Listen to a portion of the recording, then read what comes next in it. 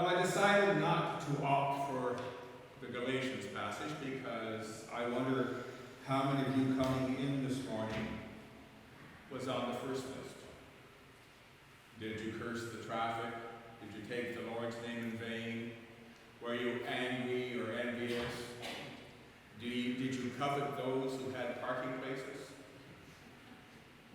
So, I thought, rather than going into that dangerous territory, I'll stay with the safe farm reference.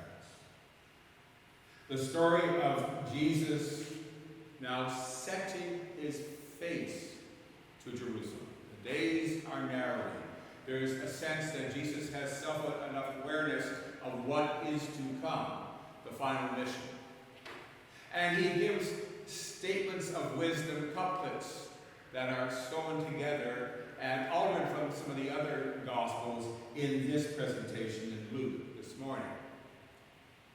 And we have that imagery of Jesus, first off, rebuking the disciples, but by this time on the road, they were used to it.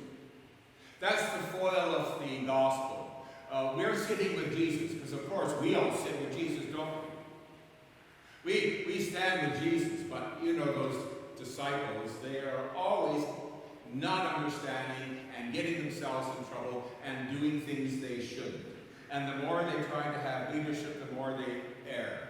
And hence the comment about they thought, boy oh boy, we can smack the Samaritans. Sounds rather contemporary, doesn't it, in the Middle East?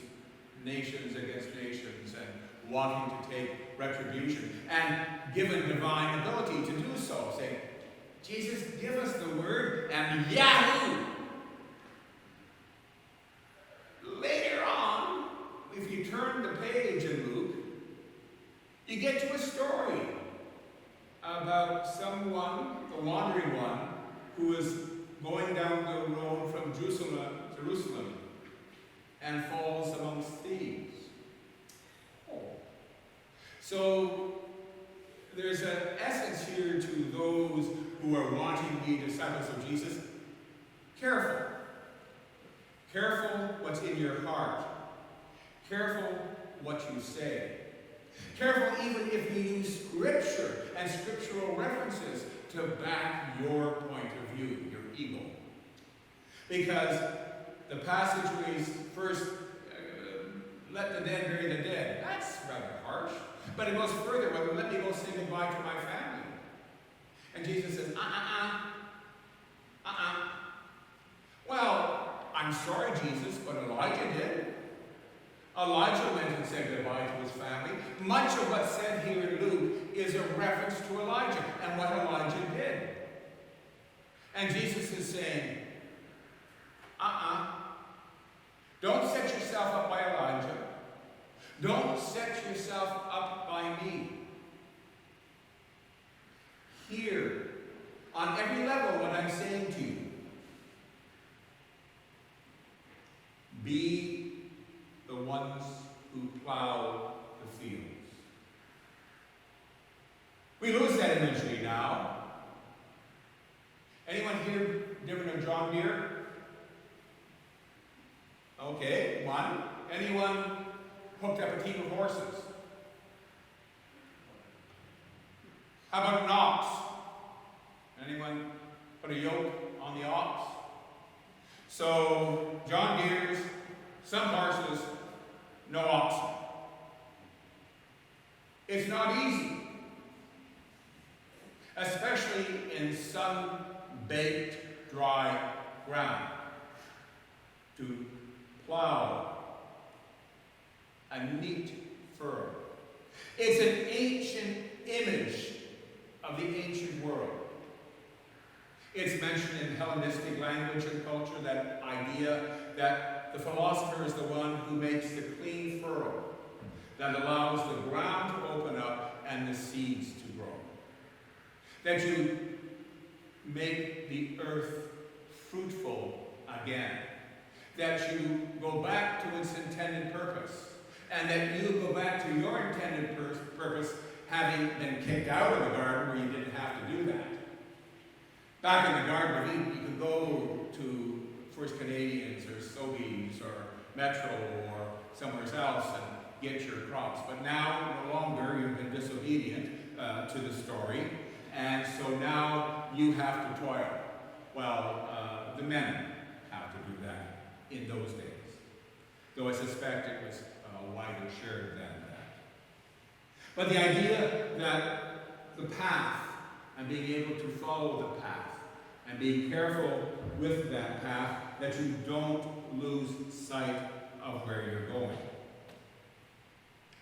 Not a bad image for not only those present who seek to follow Jesus, to be mindful of when our egos, our desires, our knowledge that we're right, and God, of course, agrees with us. And we'll make sure that members in the community of faith agree with us, but clearly we're right.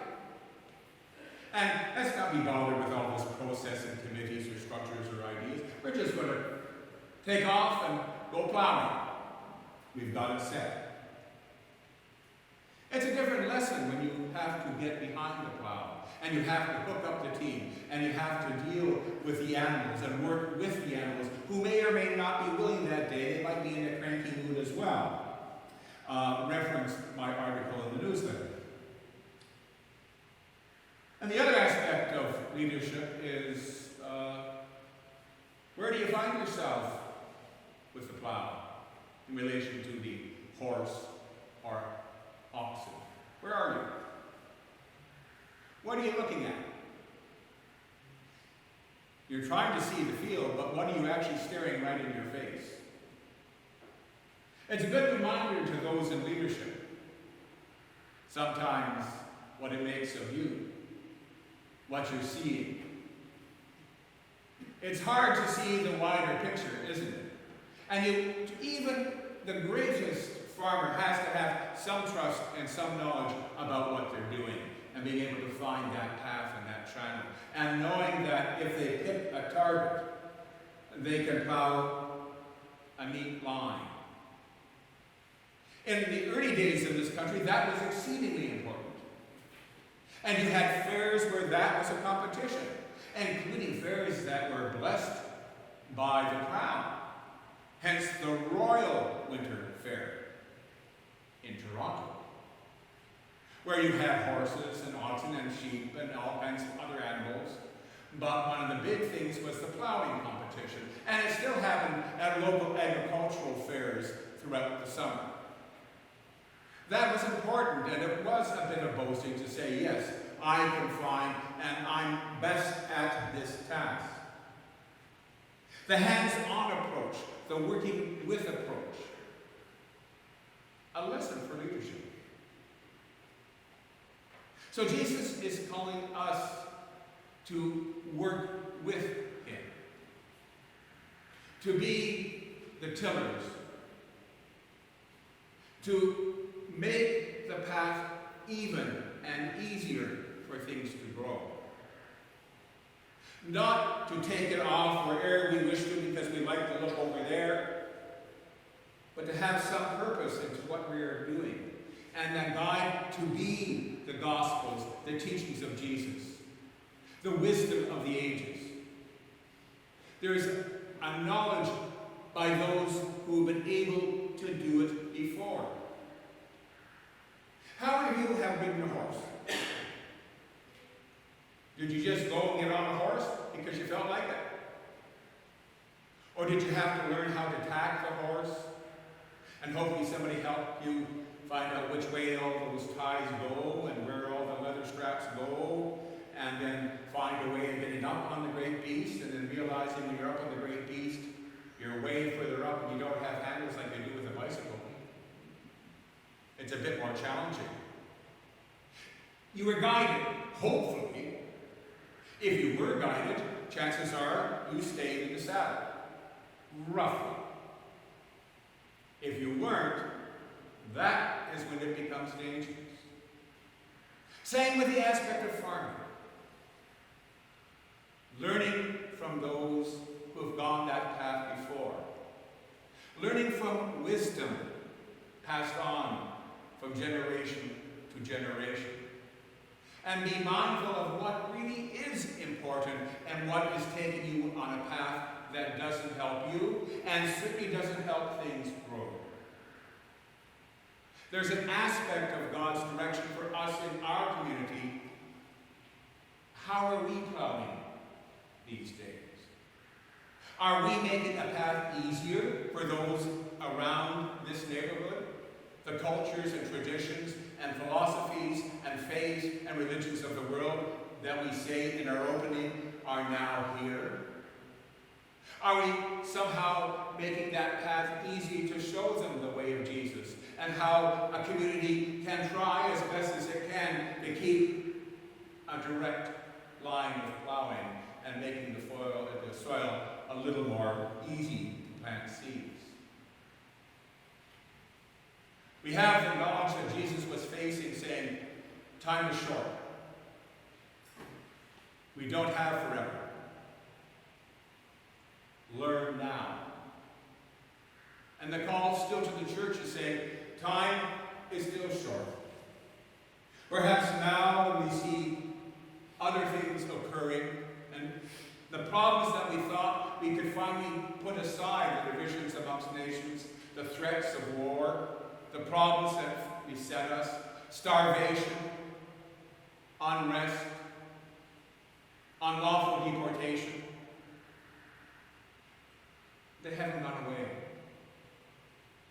It's a good time to get behind the plow. It's a good time to listen to the Master and to see where we're headed. Thanks be to God.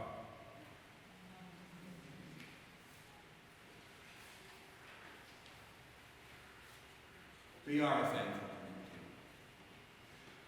community. I thank everyone who feted us last Sunday. The bounty on the table and the aromas and the joy and the laughter and the conversations, amazing.